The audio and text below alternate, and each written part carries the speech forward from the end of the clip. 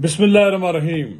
ناظرین کرام، چند روز قبل برسلز میں نامور صحافی، ممتاز کالم نویس، اینکر پرسن، سیاست پر خوبصورت تجزیہ کرنے والے، متوازن تجزیہ کرنے والی شخصیت جناب سہیل وڑائچ کی army chief field marshal Asim Munir سے ملاقات ہوئی. اس ملاقات کے بعد انہوں نے 2 کالم لکھے. ان 2 کالموں سے ایک تاثر دیا گیا کہ شاید اسٹیبلشمنٹ چاہتی ہے کہ جناب عمران خان اپنے کردہ گناہوں کی معافی مانگ لیں. 9 مئی کو جو فوجی تنصیبات کو نقصان پہنچایا گیا ہے اس بارے میں وہ قوم سے، فوج سے معافی مانگ لیں تو شاید کوئی راستہ نکل آئے.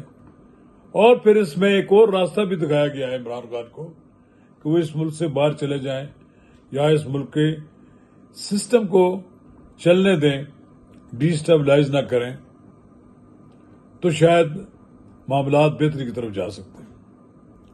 ایک جرنلسٹ کی کسی بڑی شخصیت کے ساتھ ملاقات اور اس حوالے سے خبر دینا جو ہے یہ بڑی اہمیت رکھتی ہے. تو ناظرین کرام، ابھی جناب سہیل وڑائچ کا کالم زیر بحث تھا، ڈسکس ہو رہا تھا قومی حلقوں میں، تو اچانک D G I S P R کی وضاحت آ گئی. یہ فوج کے ترجمان کی وضاحت ہے اور جس میں کہا گیا کہ آرمی چیف کی جانب سے کسی صحافی کو کوئی انٹرویو نہیں دیا گیا.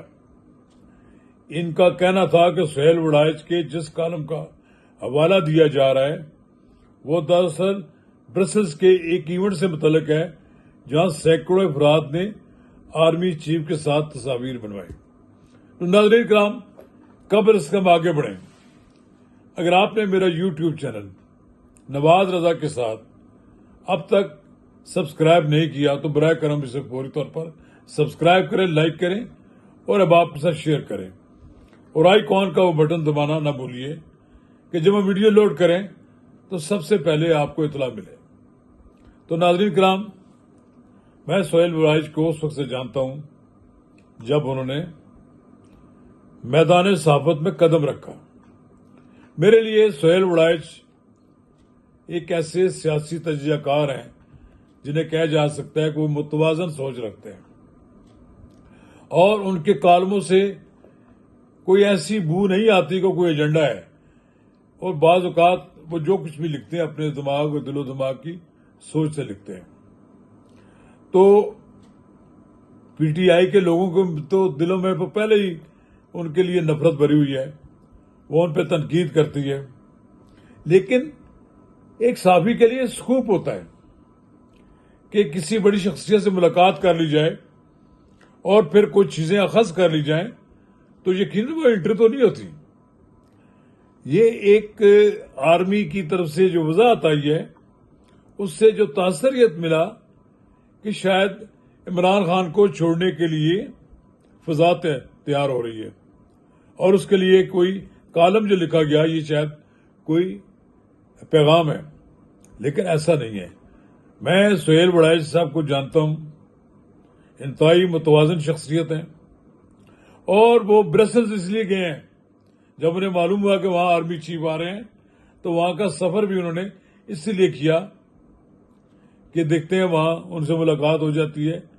ملاقات بھی ہوگی، تصاویر بھی شائع ہوگی، لیکن کہا گیا کوئی الگ ملاقات نہیں ہوئی. D G I S P R نے کہا کہ اس تقریب میں نہ تو کوئی تحریک استقلال، تحریک انصاف کا کوئی ذکر ہوا اور نہ ہی کسی قسم کی معافی کی بات سامنے آئی. ان کے مطابق یہ صحافی کی ذاتی تشہیر اور مفاد حاصل کرنے کی کوشش ہے اور سہیل وڑائچ کی یہ حرکت نامناسب تھی. میرا خیال ہے یہ تھوڑے سے سخت لفظ ہیں. سہیل وڑائچ پاکستان کی فوج کا اسی طرح خیر خواہ ہے جس طرح میں خود ہوں.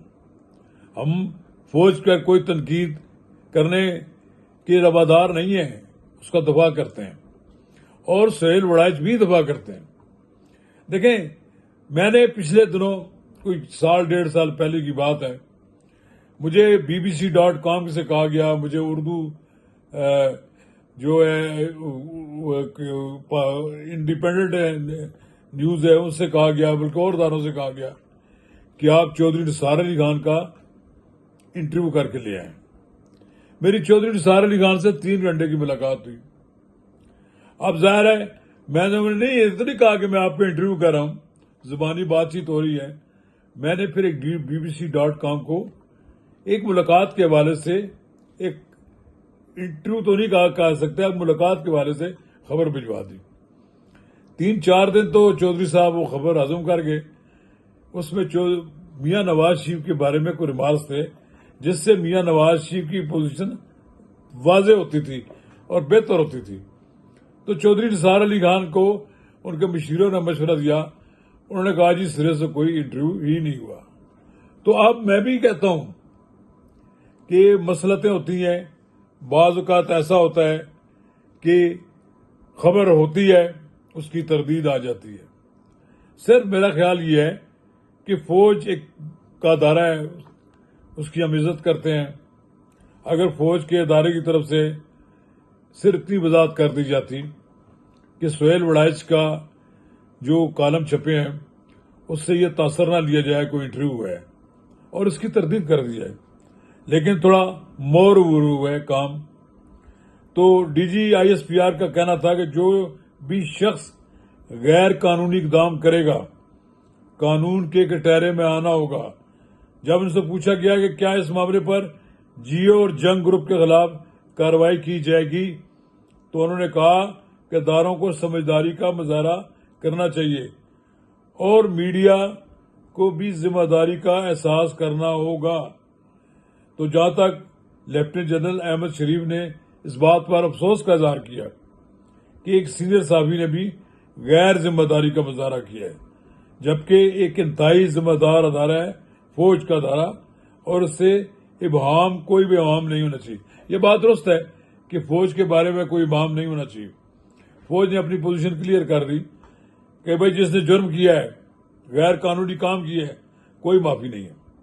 یعنی اب ہمیں یہ تاثر ملنا چاہیے. اب دیکھیں ہم نے تو یہ اخذ کیا کہ جس نے 9 مئی کو پاکستان کی مسلح افواج کی تنصیبات پر حملہ کیا، ترغیب دی، پلاننگ کی اور پیچھے اس کا ہاتھ تھا، وہ ناقابل معافی ہے اور ان کو سزا ہونی چاہیے. تو بہرحال پالیٹکس میں بھی ہوتا ہے، اور یہ اس طرح کے جو کہتے ہیں نا کہ کچھ شہر دے لوگ بھی ظالم سے کچھ آپ مرن دا شوق سی. بہرحال سہیل وڑائچ صاحب سکوپ کرنے کے تو ماہر ہیں اور بڑے بڑے سکوپ کرتے آ رہے ہیں. میرے تو وہ دوست ہیں، میں ان کے بارے میں اچھی رائے رکھتا ہوں. اب بھی یہ سمجھتا ہوں کہ انہوں نے جو کچھ لکھا وہ انہوں نے اپنے ذہن سے لکھا اور اپنی دیانتداری سے لکھا. کوئی ان کے ذہن میں ایسی بات نہیں تھی جس سے فوج کا ادارہ متنازع ہو جائے.